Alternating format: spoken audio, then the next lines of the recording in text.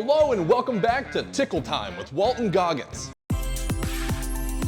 Nope, that's not what this is. Hello and welcome back to Battle of the Bases. I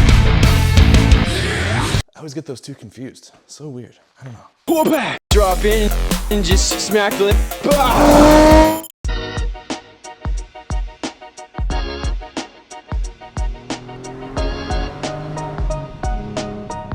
Well, hello everybody and welcome back to Fun Ahead TV. I appreciate you so very much for being here. Now, let's say, hypothetically, that you're a guy or a gal who is in the Porsche market. Now let's also say that you've got yourself a little bit of a budget.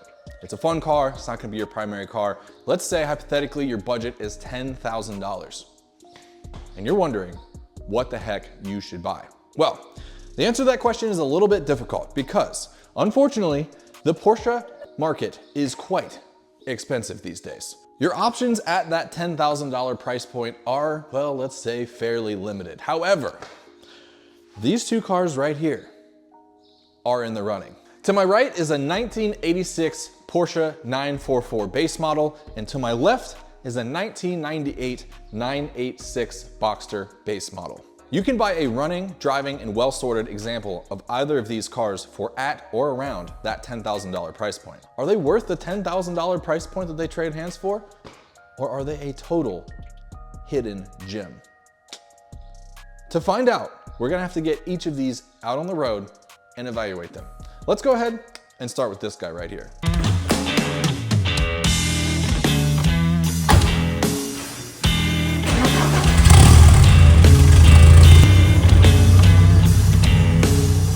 Right off the bat, let's talk about something unrelated to the driving dynamics of it, and that is the styling. Now, personally, I have never, ever been a fan of 1980s car styling.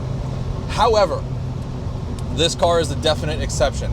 This is kind of a strange one because this car is an iteration basically on the 924, which came out in the 1970s. So this car effectively has 1970s styling because the only thing that was different between it and the 924 is it had a wider track, therefore it had kind of wider bumped out fender flares.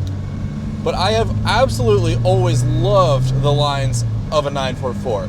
It is just so sleek and so sick looking, and compared to everything else in the 1970s and the 80s, this thing must have looked like an absolute rocket. So on the rocket note, well, how is it to drive? Well, even though it looks like a rocket, it isn't exactly one.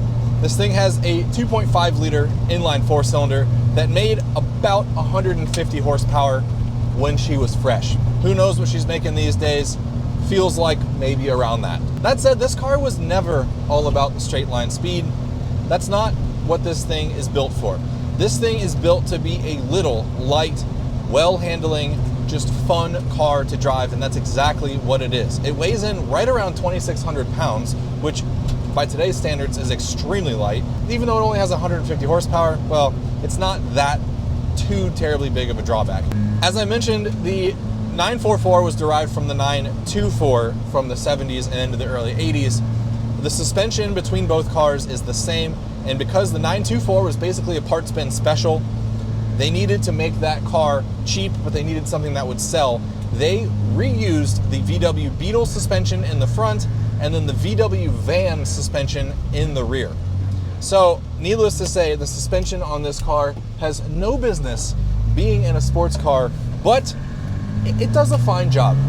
It certainly handles in a retro fashion, however. It is very, very soft and very compliant. But again, that's not a bad thing. That adds so much character to the way this car drives. You really have to kind of drive it considering that.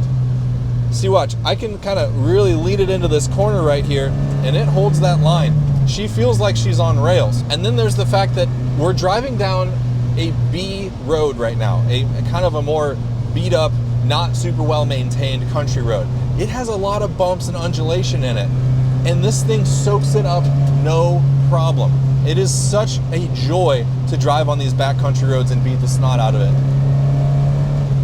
I cannot in a million years do that with my 911. I couldn't before. I especially can't now that it has the coilovers in it.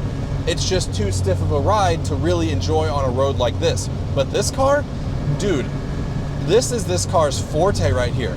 Put this thing in fourth gear and just cruise along at high speeds and enjoy every single corner that comes at you.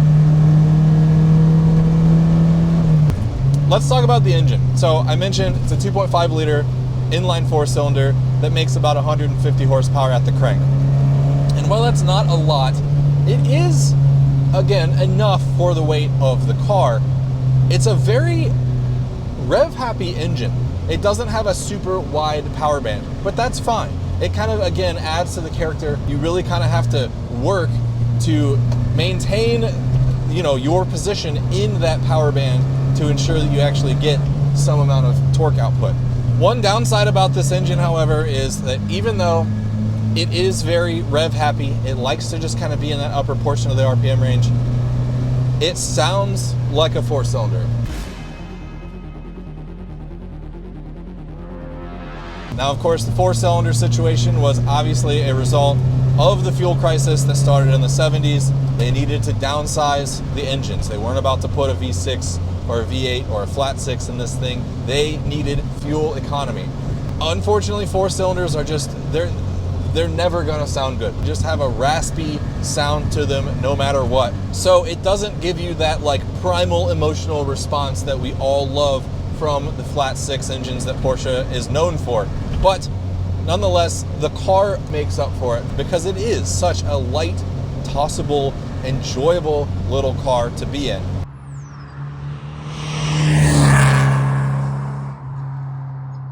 One big problem with the 944, however, and that is that it ain't this. The 986.1 Boxster, the car that everybody loves to hate, thanks to its runny egg headlights, its IMS bearing, and the fact that it's known for having been driven by hairdressers in the early 2000s.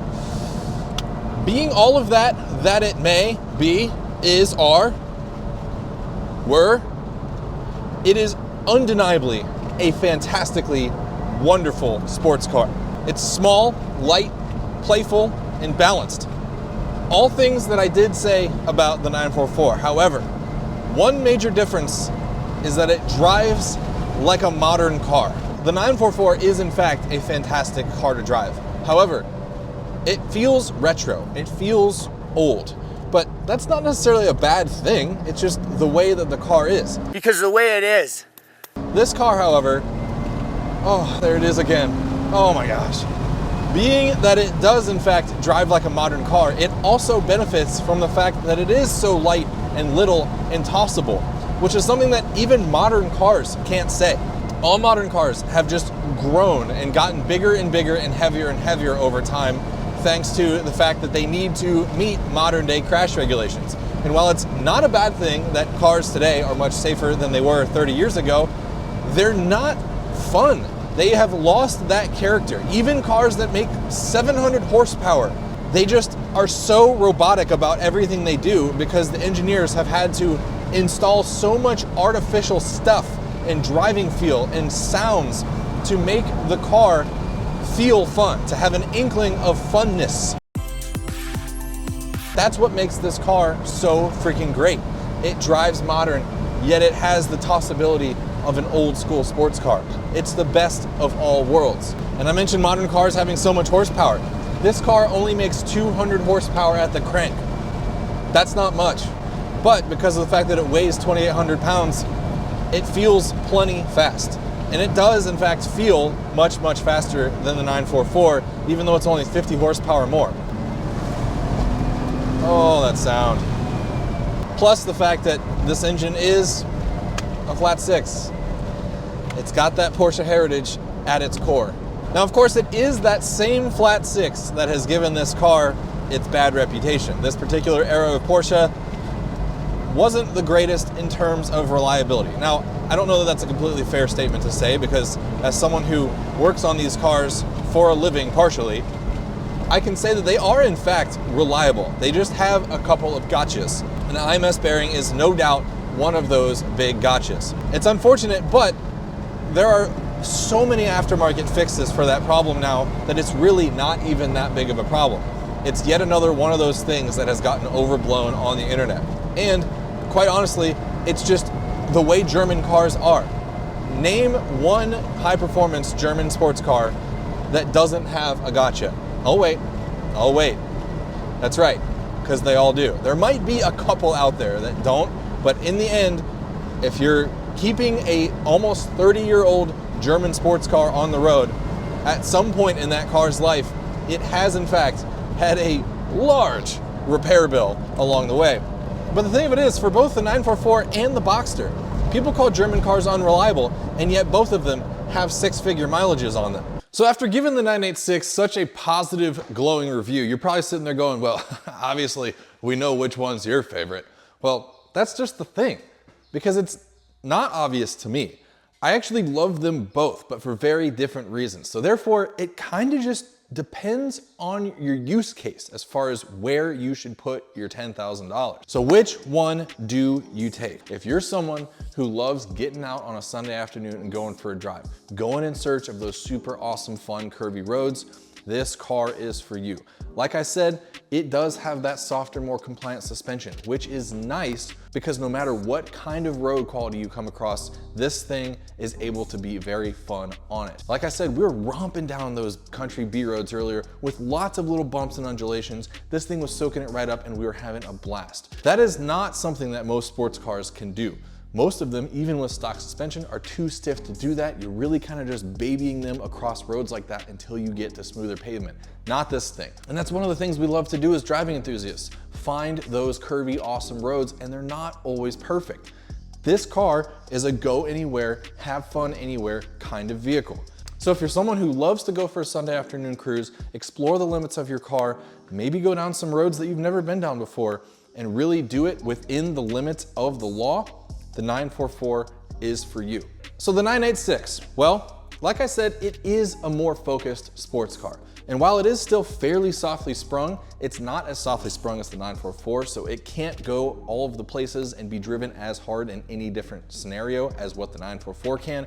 But because it has a little bit stiffer suspension, it has actual sports car suspension geometry, it inherently handles much better than the 944, and with that extra 50 horsepower, it goes a lot better as well. Plus, the flat six sound just hits you right in the feels. It is a little bit more comfortable ergonomically than the 944, although for tall guys like me, it does become a little tight with the legroom, but overall, it's a fairly comfortable car. And if you're someone who likes to dabble with the occasional autocross and or track weekend, the Boxster is the one that's a little bit more set up for that out of the box. The 944 will in fact do all of that, but you've got to do a little bit more prep in order to make it competitive and usable in that scenario. So, I hate to leave you hanging, but that's kind of the way it shakes down. It really just depends on what you want out of a car and what you're gonna do with it.